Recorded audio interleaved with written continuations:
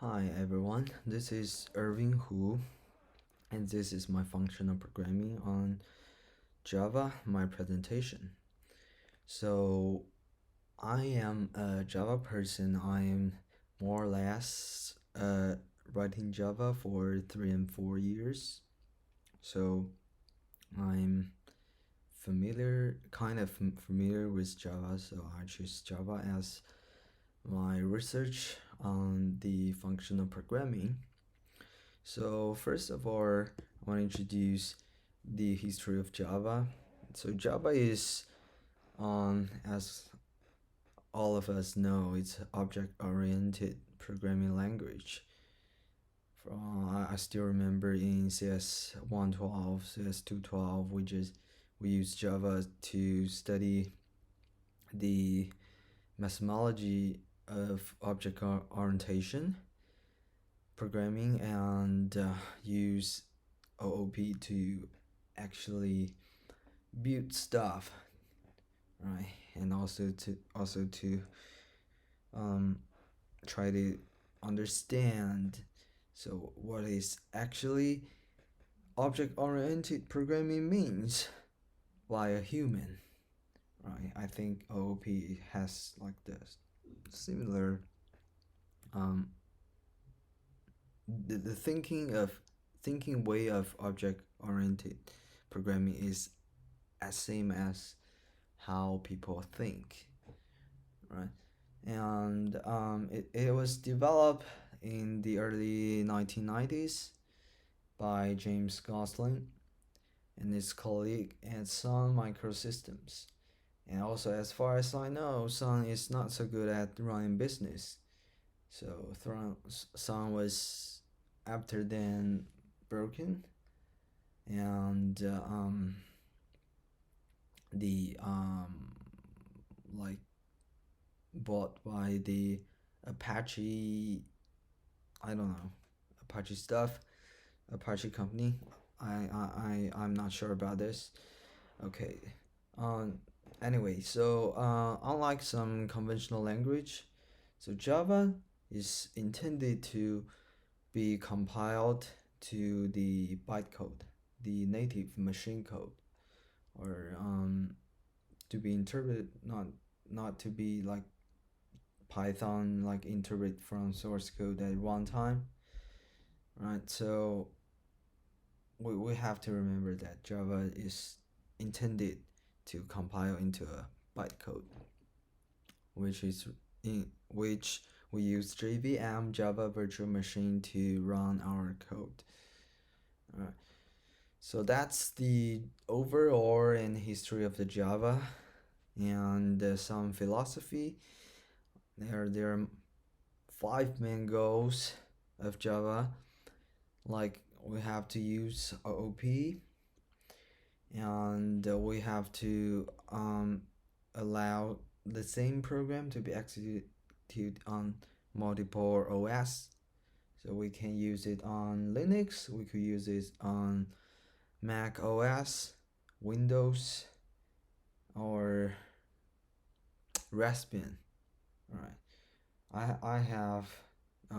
I love my Raspberry Pi, and I execute my Java program on my Raspberry Pi. So Raspbian definitely work.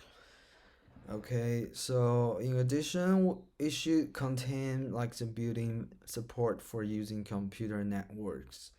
So as far as I know, Java has some um multiple layers or multiple implementation of networking like AIO, asynchronous IO, or BIO, blocking IO, or NIO.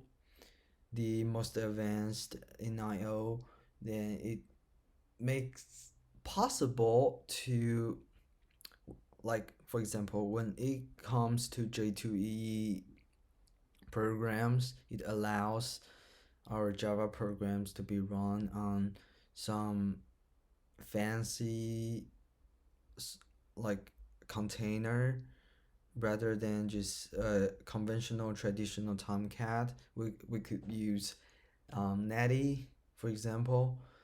I think some part of Facebook it's deployed on Netty because it is so good at non-blocking I/O. So yeah, Java search support using computer networks. Also, for the next one, it should be designed to execute code from remote sources securely. So I think this involves to some Java reflection stuff like aspect J and I don't know. It's too deep for me for now. Okay. Okay. Let's go ahead for the next one. It should be easy to use by selecting what is considered the good parts of other OOP language. So I don't I don't have some background or knowledge of other OOP language. I'm just using Java, so I don't quite understand this one. All right, so let's go ahead for next part, the platform independence. So programs written in Java language must run similarly on diverse hardware. One should be able to write program once and run anywhere. Alright, so Java actually is the bytecode, compiled bytecode. It's actually running on the JVM, so it should support this from my knowledge, based on my knowledge. Okay, so let's go ahead jump into our actual Java functional programming demos. I have um, I have prepared some of the demos for this. So let's go ahead and do it. Okay, so let's go ahead and start our Java researchers on uh, functional programming diagram. So I've created a couple of demos of what Java can do by using the string class first. We have to introduce this because um, the stream layout, the stream diagram of processing is used for uh, functional programming diagram. So, for example, let's see here. Here's a main. We have a num of 3 elements which are ints, and if we do imperatively to compute the sum, then we would write a for loop and loop loop through each of the elements and sum it to a variable. Then we get the output. But if we try to use the stream function, which is here it's int stream. So let's create an int stream of num. So we passed the integer array to the int string to get an int stream. Then we map each of the element, which are 1, 2, 3 respectively, and we multiply each of the elements by 2. Then we should get 2, 4, and 6. So if my math is correct, then we should get 12, right? We should get 12. So sum 2 should be on 12, but I don't think I have a print out here. Never mind. Well, for the num3 here, I'm using the Java 8 plus functionality, which is I'm directly calling the which right here, the static function. So inside of map, I'm not passing any of the function, any of the argument, I mean, to the func the map function. Rather, the automatically choose the element here and pass it in. So let's see what do we do in the double num. So I just print out the element is going to multiply by 2, then actually return the result. Okay, so you do the same thing as the num2 here, and we do the sum. So the result should be the same, and we see down here there is a process of computation and the result is 12. So yeah, so that's a big difference of using functional programming versus imperative programming. And let's go to the demo 2. Right here I have some like stream features. Let's say we can create a stream from collections. We can create a string or a parallel string. We will use it later. And we can directly pass an integer array and change it to by using stream and changes to another array. So we're calling arrays like it is the 2 inside of it. So what is nice, and you rather we could use a subclass of stream which is int stream, like directly use int stream of 1 2 3 to create an int stream, or just choose to range, which is the upper and the lower range, then we get the whole stream of number from 1 to 99. Okay, and we could rather use random to create a finite stream, because right here we specify the size should limit to 10, but we could rather not to choose any limit. So we, by not using limit, we've created an infinite stream.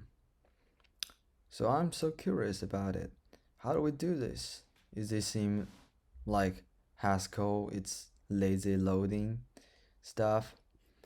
Because if we try to run the demo, then we should get a number here. I think it has, the JVM should have like a limitation of like how would like the total number of streams should be, and it ends there. But I have no idea what is the implementation behind the hood. Alright, so let's go to the demo 3 here. Right, this is like similar to our Haskell or our class nodes. So for example, here we have a string called my name is 007, and let's see what we have here. So we created a stream consist of stream. I mean stream consists of string. All right, and the string is splitted by the space, so it should be an array of my and name is 007, and we add a built-in function here which is filter. So we filter if each of the element we just split it, the length of it is bigger than 2. So mine is passed, so we got name is passed and the 007 is remained. So we have name and 007, and we map each of the element to its length. So name got 4, 007 got 3, and we use a collector to collect it to a list, and we print it out. So right here, right, we got 4, which is the strings of the length of string of name, and 3, which is the length of the string 007. Okay, so right, this one is similar, but we use flat map. So instead of my as a one element, it should be flattened to M and Y, and name should be flattened to NAME, right? And so on and so forth. And we should go ahead and see the output. So it's right here. The every characters are flattened into single elements inside of the array instead of like this one here. Okay, so this one is also a finite stream demo, so we're not going to talk about this. And let's go to demo 4. Right here we have our friend 007 stream, and by using this we created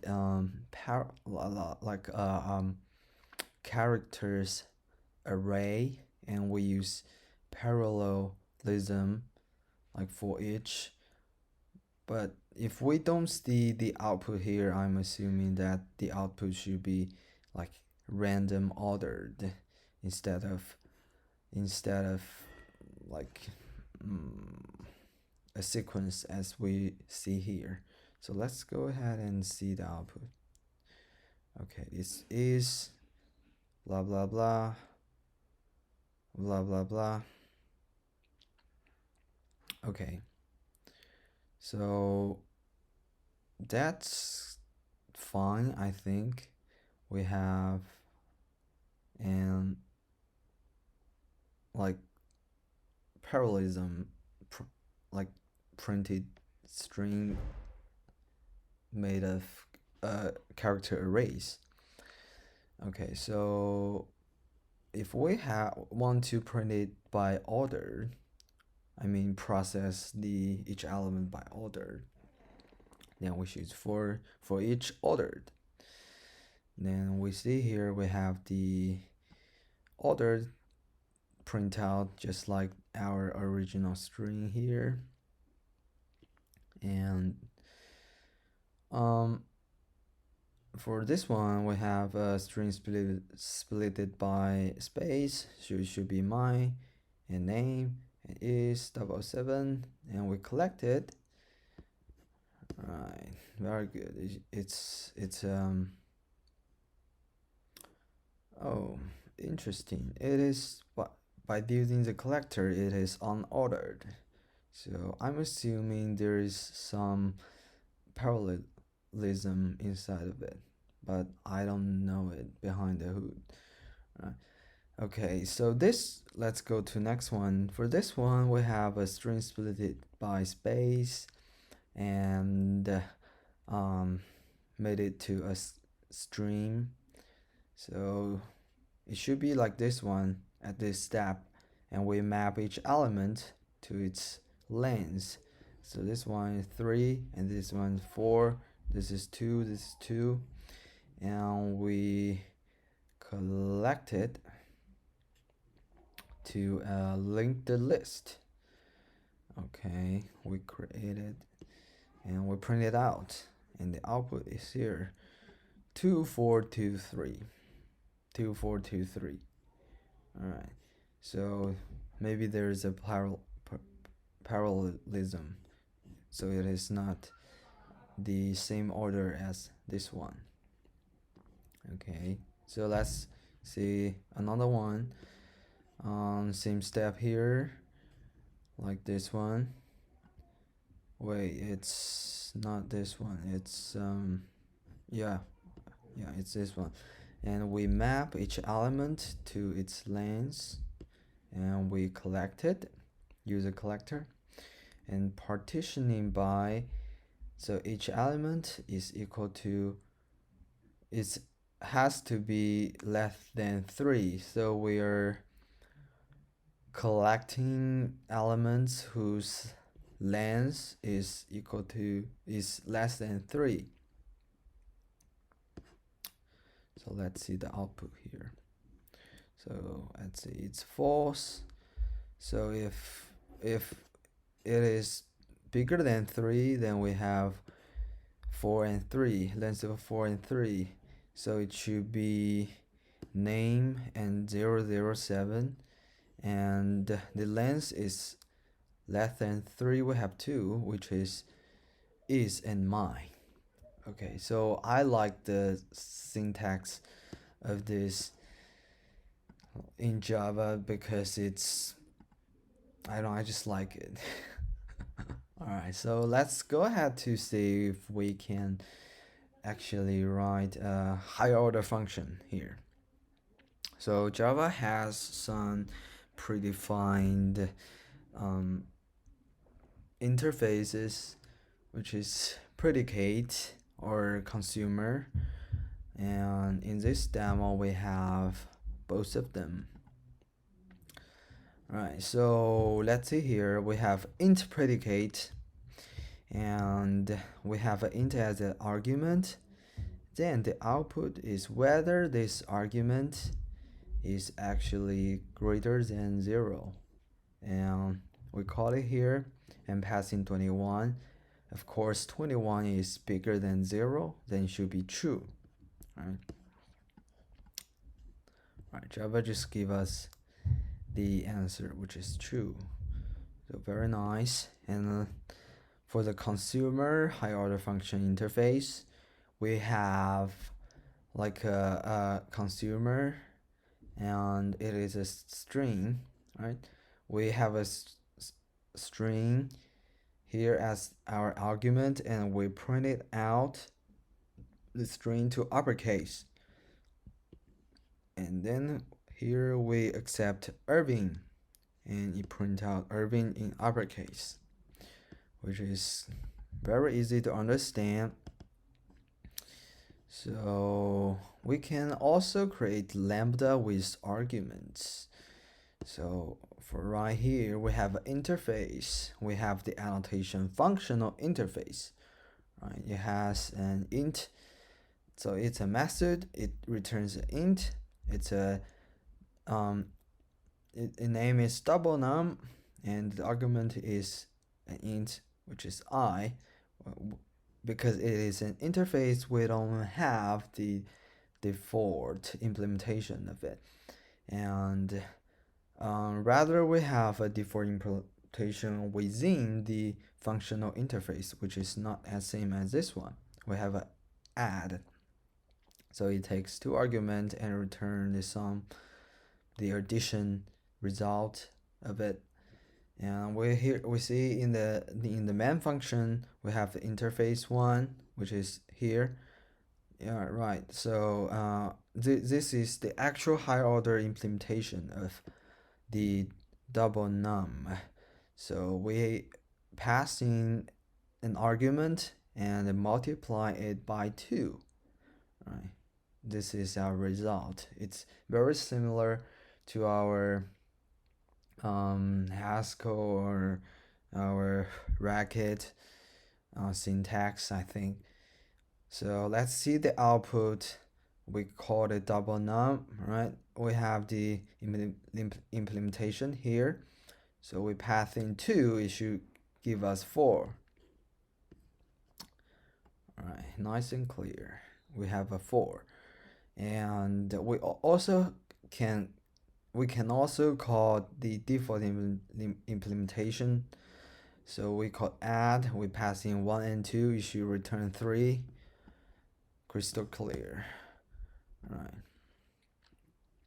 And let's see one more here. We have a mean demo.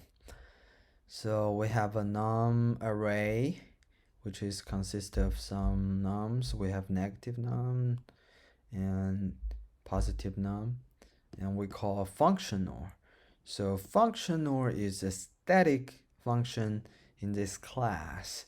We pass in an array of nums, and we created an int stream. Right? We could rather use int stream of the num to get the array of stream as well. We can also do that, and we use parallel, and we find mean. So by our own eyes, if I'm correct, I think the minimum is negative 23. And if it is present and we print it out, so the output should be minus 21. All right, so that's a functional programming way of implement of this. And also we can use a imperative way to do this, which is, well, I mean, we are almost senior and maybe are ready for graduation, so we definitely know how to do it in imperative way, right? So right, for here I use an array list, right, and I loop through it, and for each of one I add it to the array list. And I use the collection. I mean, I just being lazy. Right? I don't want to write like a bubble sort, and like I don't want to sort it first or to get the minimum. I just lazy. So right, so that's pretty much of the Java 8 features plus the Java lambda, or should I say functional programming demos I have prepared. And right, this is my presentation. Thank you for watching.